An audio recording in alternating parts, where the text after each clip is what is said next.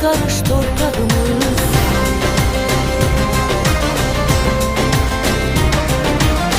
Her birinin öz yeri var, benim elim doğma diyar.